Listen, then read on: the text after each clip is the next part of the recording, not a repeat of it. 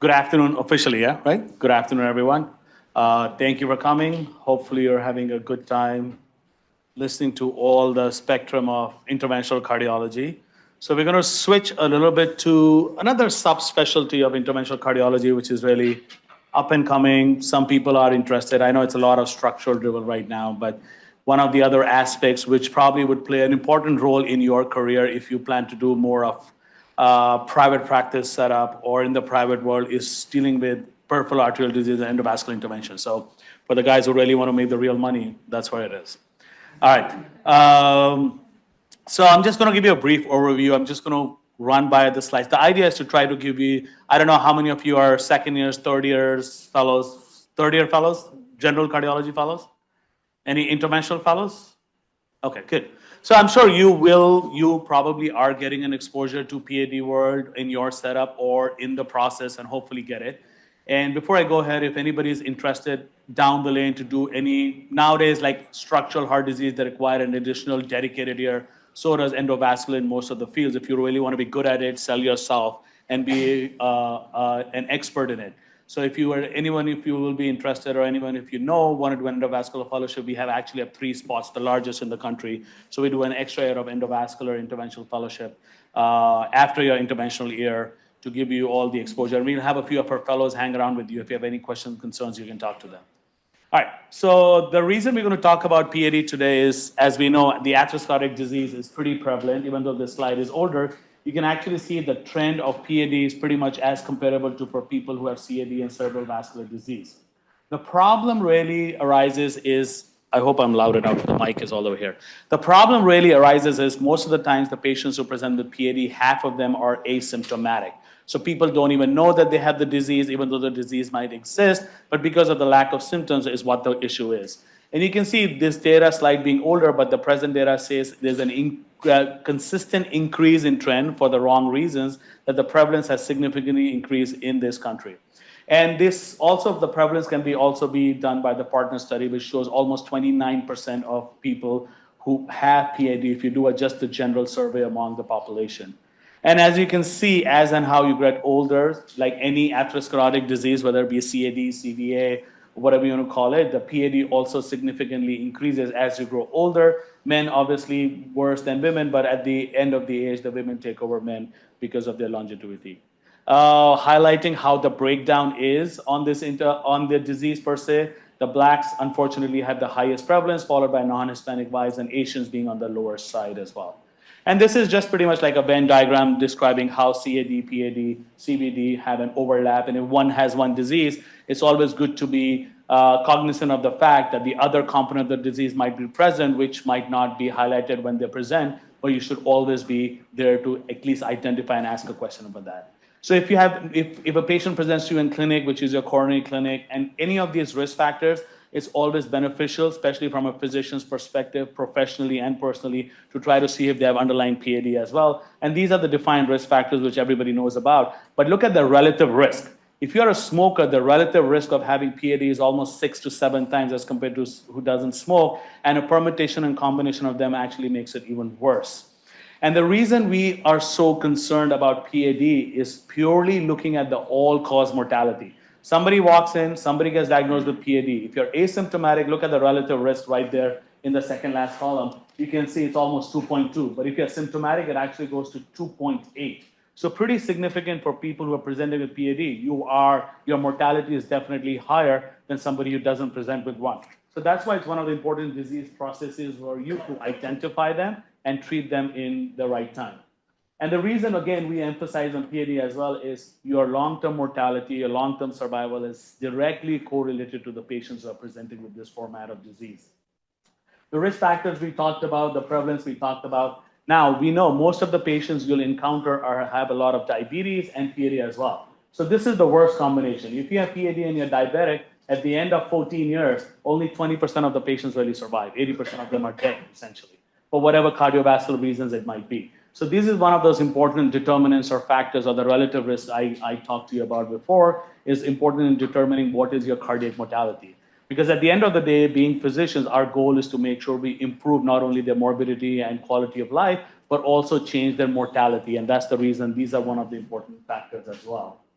The good thing is that if you have PAD and claudication, the progress of the disease is not as bad as you would expect. So let's say you get diagnosed with PAD, 73% of the patients remain as claudication presentation, and they remain stable. So it's not that if you don't fix it, it's eventually going to have their leg amputated. But there's a 16% of those population which can actually progress, and approximately 4% of the people actually end up in amputation. But this is where the whole cycle goes in, where if diagnosing in time and treating them, you can actually prevent the progression as well as change their mortality as well. This I don't have to tell you as a general cardiologist and interventional cardiologist of how the presentation is of asymptomatic, atypical, typical, and the acute limb ischemia. But this is one of those important classifications for you guys to know once you're practicing, and also for the exam, is either they come in as a Fontaine classification or a Rutherford classification, and how to interpret it. So let's say they say a patient comes in Rutherford grade 4, what does it mean? It means that the patient is having rest pain. If it comes in with type 3 or type 2, then it all depends on the claudication part of it. So these are important classifications for you to know. All the slides will be up for you to review, so there are more than adequate slides for you to look into it.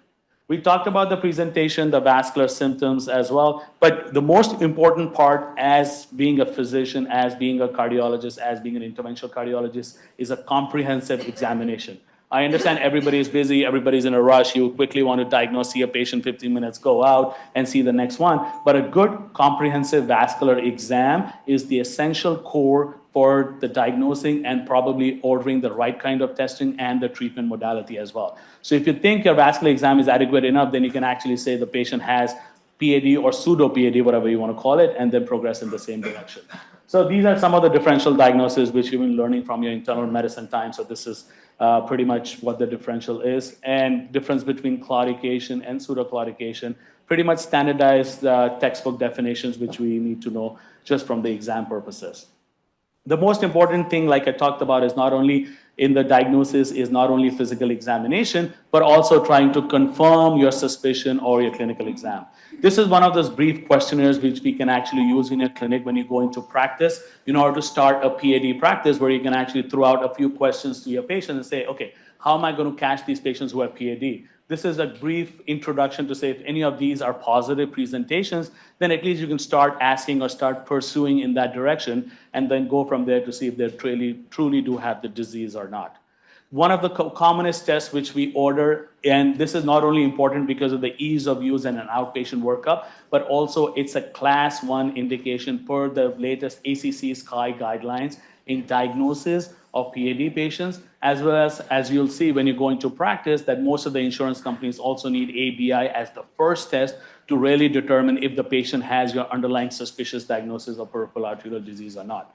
So ABI, I'm sure you all guys know, is pretty much a simple mathematical calculation where we see the lower extremity systolic blood pressure the highest, whether it be the dorsalis pedis or the posterior tibial artery, and the denominator being the highest brachial pressure, whether it be the left arm or the right arm, whichever needs to be taken care of. So it's a simple test with 95% sensitivity, 99% specificity, easy to diagnose, easy to use, very simple testing with minimally invasive stuff.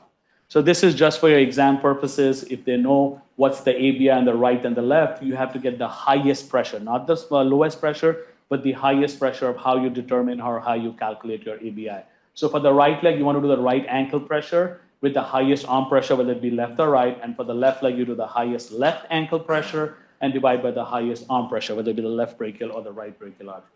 And then depending on what your numbers come in, we actually classify them being normal, abnormal, highly, or intermittent, depending on their presentation. So anywhere between 1 to 1.29 or 1.3 is normal. Anything less than that is considered abnormal, and anything less than 0.4 is considered as severe disease, which calibrates or which equates to your rest pain, which is Rutherford grade 4. So another important parameter is that the numbers have to match the symptoms. You can't say a patient is having rest pain and his ABI with the waveforms is perfectly 1.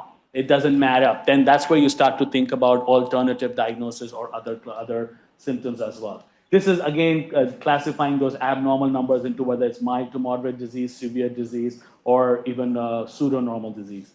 The reason ABI is important, again, even though it sounds as a simple mathematical calculation, is it has a direct correlation to mortality. as and how you see, as and how your ABI numbers start to go down, your mortality, both your all-cause mortality as well as the cardiovascular mortality starts to significantly go up, both in the direction. So if the ABI is abnormal, meaning more than 1.3, which as you know is more commonly seen in diabetic patients who have severe calcified non-compressible vessels, in those patients, as well as patients who are 0.9 or less, there is a direct correlation with mortality. So these numbers are not only for you to get an insurance authorization or for you to diagnose and treat it, but actually look at the long-term outcomes as well. But of course, like any test, it comes with its own limitations, which you can go down here, incompressible, resting ABIs could be like having a resting echo without a stress test. You might have to do other modalities to really confirm your diagnosis. If your suspicion is high, but the test is not corroborating to your findings or symptoms. So you can do a TBI, you can do ultrasounds, you can do MR, CTs, whatever modalities is present for you to help in diagnosis and treatment of these things. So like we talked about, if you have intermittent claudication and you just follow up these patients, you can actually look that your mortality actually goes up as and how the time, so the survival goes down, the mortality goes up as and how the time progresses as well. So the important goals of therapy or PAD is to first to identify, prevent the progression, and of course modify the atherosclerotic risk factors. And then we're going to talk about the intervention aspect as well. So improving walking distance is the most important thing which we look for. We all know about the non-interventional or non-invasive strategies, smoking cessation being very important in these patients. There is clear data to suggest smoking worsens progression of disease, increases mortality.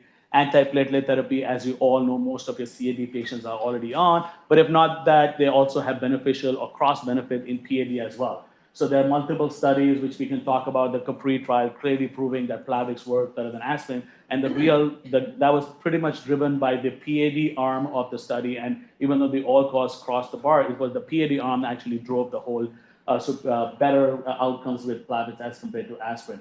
Blood pressure control, cholesterol control, diabetes management, we all know about. The compliance of the patients has always been a limiting factor. This is an older data. Now it's much more improved, but it's always important to have these patients on your antiplatelet therapy and on your statins, as well as your ACE and ARB inhibitors as well. And there is all data to suggest how blood pressure, especially from the HOPE study, has proven beneficial in PAD.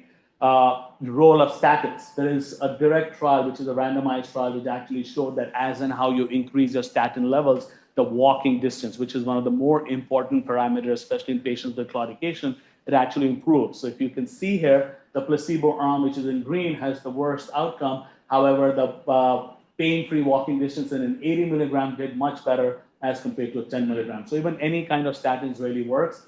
Silastazol, which is Cletol, you all know, even though it's called an antiplatelet agent, it has multifactorial, multi-level effect. And this is important for you to know from the exam's perspective as well. It's not only an antiplatelet activity, but it also has antithrombotic. It's a direct vasodilator. It actually increases the heart rate. And this is the problem, is it is technically contraindicated in patients who present when acute heart failure or class 3, class 4 heart failure is technically not indicated in those patients. It also increases the HDL, decreases the triglycerides. So it's a multifactorial effect with good outcomes for patients who can tolerate it. You will see like around 6 to 18% of the patients, the commonest side effect is tachycardia. So if your patient cannot, the ideal dose is 100 milligrams twice a day, but if your patient cannot tolerate it, you can actually go down to 50 milligrams twice a day and have better outcomes from there. This is again the data to suggest how silastazol works much better. 100 milligrams better than 50, better than placebo trial. One important medication which you all know about is Xarelto, rivaroxaban. All the data is coming from the COMPASS trial and the Voyager PAD trial. I'm not going to go into the details, but essentially it showed a beneficial effect in major adverse limb effects and major adverse cardiovascular effects in patients who were on rivaroxaban, 2.5 milligrams twice daily plus aspirin as compared to who were on just aspirin alone. So these are all the COMPASS trial. I'm not, like I said, these slides will be available for you to review. But essentially what they showed that rivaroxaban, and this is the Voyager PAD, it actually did much better in the rivaroxaban arm, where the incidence was statistically much lower in these patients who had PAD as compared to somebody who was not on rivaroxaban. So actually 4 weeks ago, the guidelines of the recommendations came up where use of Xarelto 2.5 or rivaroxaban 2.5 milligrams twice daily is now recommended in patients who have PAD and who can actually tolerate it as well. We talked about all the factors. One of the important things to consider, which is per the guidelines of this Class A recommendation, hard to find, hard to do, but still as a part of your exam and recommendation, is the first treatment of choice in patients who are presenting with intermittent claudication is what we call a supervised exercise therapy. So what it curtails is you have to have 3 to 5 supervised sessions a week, 35 to 50 minutes of exercise per session on a treadmill. I don't know, as regular, normal people, we don't do it. Most of them would not be doing it. If I do a survey here, so it's hard to convince the patients to do it and find a facility to do it. And the problem is it's not reimbursed. So there's a multifactorial of why this is not pursued as well, but purely based on guidelines and recommendations and for your exam purposes, this is the first treatment of choice, besides, of course, controlling your risk factors of how these patients respond. But there is clear data to suggest that your walking distance capacity increases with use of supervised exercise therapy. Pentoxifylline, no more in use. Just for your information, it was an old school medication for vasodilatory effect and thought to work. I've seen a few still physicians, old one prescribe it, do not prescribe it. It's not. I do it. Wrong. The only time I can say my boss is wrong is now. I just prescribed yesterday. See? The only time, see, even Barman does. The only time, and there is clear data to suggest that silastazol and supervised exercise therapy works much, much, much better than pentoxifylline. So the only, So the problem is patients are on tap. Correct. And then you do what? Silastazol. Yeah, you can add silastazol unless you think they're at a very high bleeding risk. Even though it has antiplatelet activity, is not as strong, but because of the multifactorial effect, it really does have its own benefit in PAD, especially walking distance. So somebody in claudication on DAP and can tolerate silastazol, try it. If they can't tolerate it, at least we say we give it a shot. Right. So let's talk about some intervention surgical arms of how do we do from an interventional perspective of people who are trying to go into endovascular therapy and arm. So initially our world started with just with balloon angioplasty, but there is significant progression in a good way of how treatment modalities are now available, present, and in use. We've sent from PTA, now we do atherectomy, stenting, DCB, and all other factors. So this anatomy, everybody knows from an interventional perspective, your infrainguinal, suprainguinal, infrapopliteal, suprapopliteal, below the knee vessel. So I don't have to tell you. But nowadays, nobody really does PTA. It's like the coronaries. Nobody really does balloon angioplasty unless it's very small vessel or you're not able to deliver. But the goal has always been to provide definitive therapy, and balloon angioplasty nowadays doesn't really count as definitive therapy. The reason being, you can see the patency rate is 37%. So it's like better not to do anything. The chances of him coming back are much higher when you do a balloon angioplasty. So that's why nowadays balloon angioplasty doesn't really work as much as we do. So we have devices which you'll hear about, which are adjunctive therapy and definitive therapy. So atherectomy is an arm or armamentarium of these devices which help you in treating of lesions. So they help you in plaque modification, they help you in decalcification or decreasing the calcium level, they help you increase the luminal gain, and of course they help you in providing a definitive therapy, which might be drug-coated balloon or stent, which we'll talk about. So these are the few atherectomy devices that are present. The types, usually we classify them is like directional atherectomy, orbital atherectomy, rotational, laser, and of course you heard about intravascular lithotripsy or shockwave, which I'm sure you all have been exposed to by now.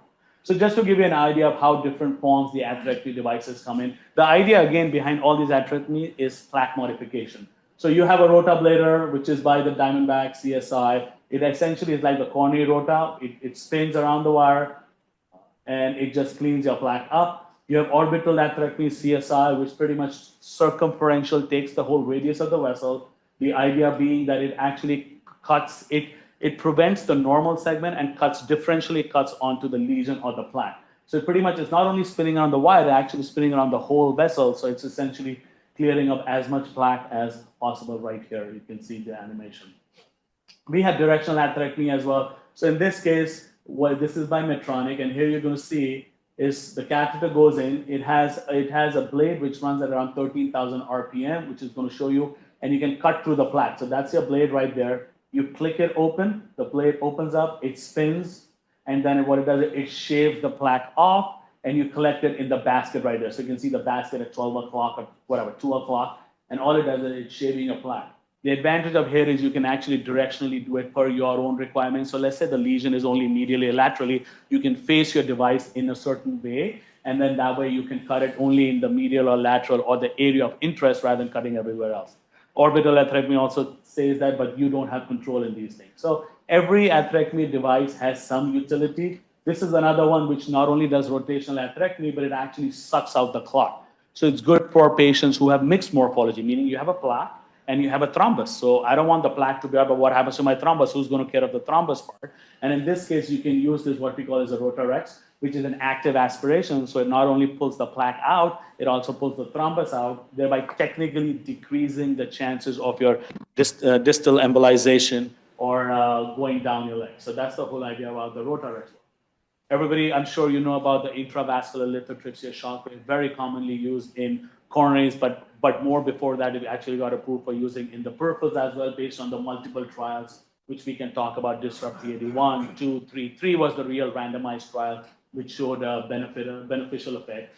And the way this works is essentially generating these sonic echo beams, causing micro fractures in the calcification, increasing the elasticity. So technically, it's not doing any plaque modification. So you're not shaving the plaque out. What you're trying to do is just making sure highly calcified segments, they get the 50 millimeter pressure gradient. It causes microfracture. And then you can deliver whatever other devices you want to do, whether it be drug-coated balloon, whether it be your stent or another atherectomy devices, thereby increasing the chances of patency. Because I'm going to show you from the data that it actually shows that there is decreased dissection, which this we talked about. Again, microcalcification, breaking all under your microscope, pre-treatment. And the idea is essentially is to expand and collapse these vapor bubbles for 50 atmosphere and then go from there. Again, like I said, we increase the vessel compliance, decreasing the chances of your dissection. The biggest problem we end up doing stenting or DCB more in the peripheral arm is if you have a lot of vessel dissection or what we call as flow limiting dissection. In those patients, we are committed to putting stents in. So as a peripheral endovascular interventionist, our goal is essentially most of the people follow this rule called as nothing left behind, meaning we try to avoid putting metal or scaffold in unless we really have to, because we are lucky enough to have other options like drug-coated balloons, which have shown good patency results. So you can actually see the whole thing is, and the good thing about lithotripsy is mainly breaks only the calcified, not the non-calcified segment. So you can see the superiority of the procedure they compare to balloon angioplasty is much better. Atraumatic chances of dissection, which is type C, which is flow limiting dissection, is less than 77%.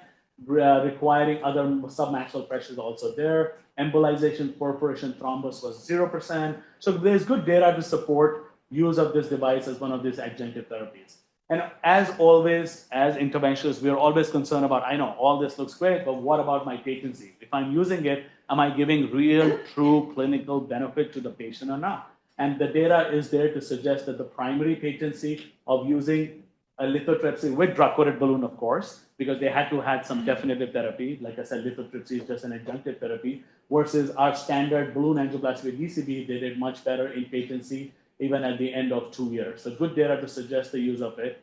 And this is just another video to show you on how hard things, it really blasts, cracks the calcium on your left side, and calcium falls up. While on the other side, you can actually hold this device and fire it, and nothing is going to happen to your fingers. So it's pretty selective in its functioning with good beneficial effects. This we don't have to really know. If you don't have to, this is just pretty much what you can call a comprehensive slide to see all the therapies that are available in the PAD arm, all the way from using the stents to drug-coated balloons to bare metal stents. And you can see if on the left side, if you use the stenting or the drug-coated material, the results are much better as compared to if you start doing plain old balloon angioplasty.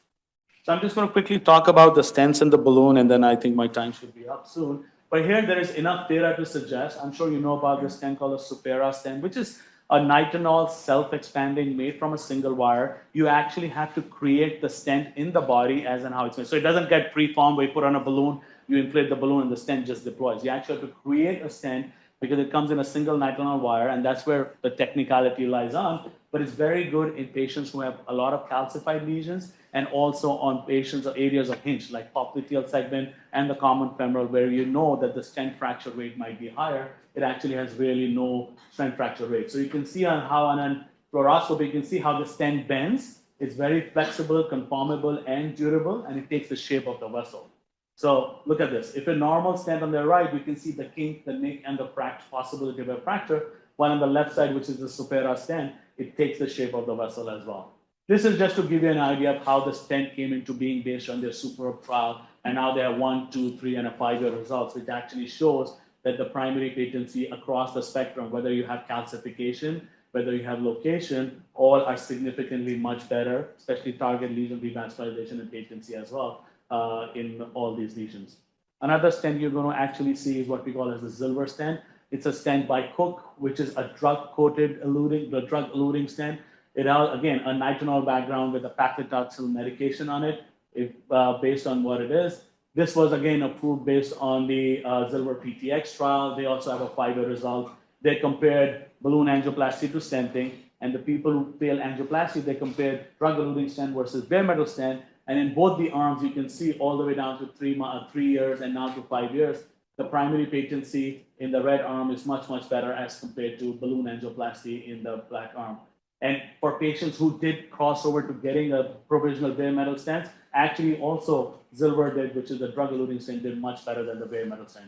Again, to give you an importance, which we've learned from coronary as well, that drug-eluting technology is a better technology to use in. It was scarce and hard to find in the peripheral arterial disease, but now it's making a good evaluation as well. So it not only helps with your restenosis, but it actually gives you good results as well.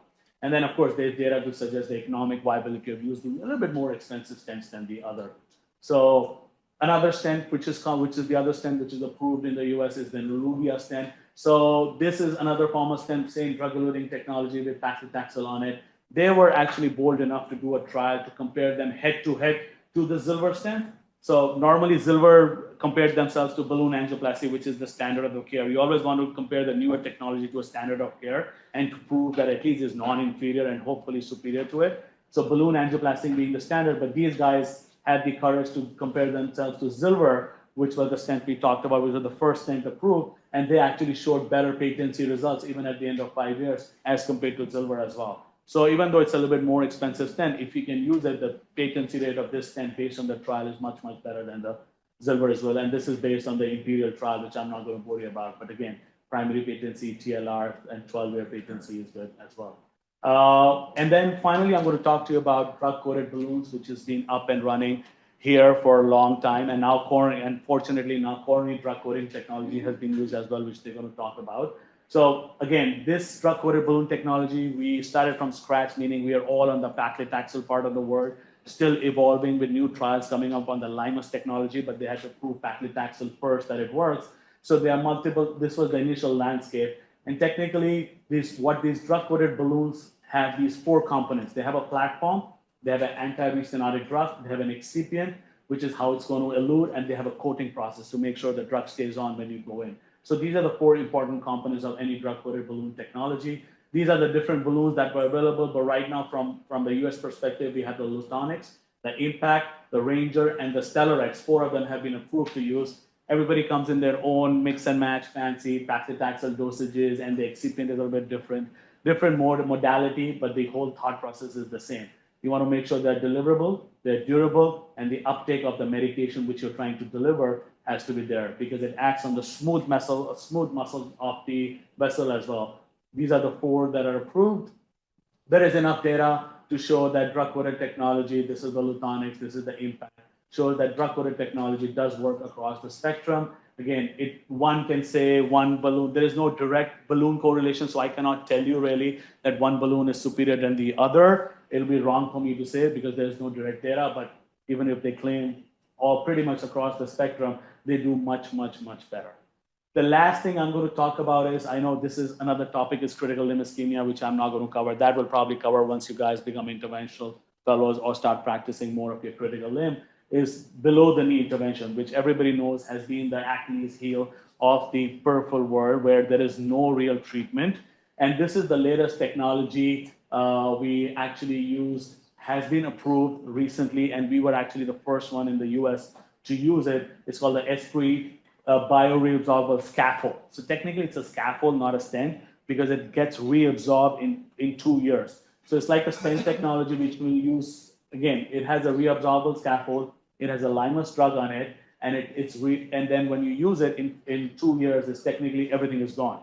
Our biggest concern is when patients present with below the knee diseases, are we destroying the bypass targets? Because wherever you put a stent in, you're technically ruining, because the surgeons cannot go in and deploy a stent, deploy a graft at the stent portion. They have to go more distally down. And there is enough data to suggest as and how you start going more distally down, the patency rate of these grafts go away. So our goal as interventionists is try to make sure the patient has a plan B in case our reabsorbable technology does not work. So this is just to show you a spectrum of how the stent starts at and how at 48 months, nothing is left there, and it's pretty much like a normal vessel going down. And there is enough data to suggest they did a randomized trial, which, like I said, you'll have the data on, but they did a multi-center, multi-world trial, which actually proved that the patency rate of these vessels, especially the limb salvage, which we want to prevent is the amputation, was significantly much better, statistically significant. You can see people having primary patency of 74% versus 43.7% at the end of more than 3 or 4 years. So again, a safer, newer technology to use with superior efficacy, with minimal side effects, and nothing compromised. So finally, just some points to remember. PAD is a common disorder. Start looking for it, especially like I said, once you go into your practice, it will add a good chunk of patients who would have it. And if you try to identify, try to treat them, they will be very thankful. They'll come to you. You'll give them a complete, comprehensive, what we call as cardiovascular evaluation rather than cardiology only, even though all of you will be cardiovascular board certified. So that's one thing I always tell people to do. Smoking cessation is important. Refer to a vascular specialist early for the diagnosis and treatment, and try to consider endovascular approach. And that's my take on it, even though surgical options do have part. Okay.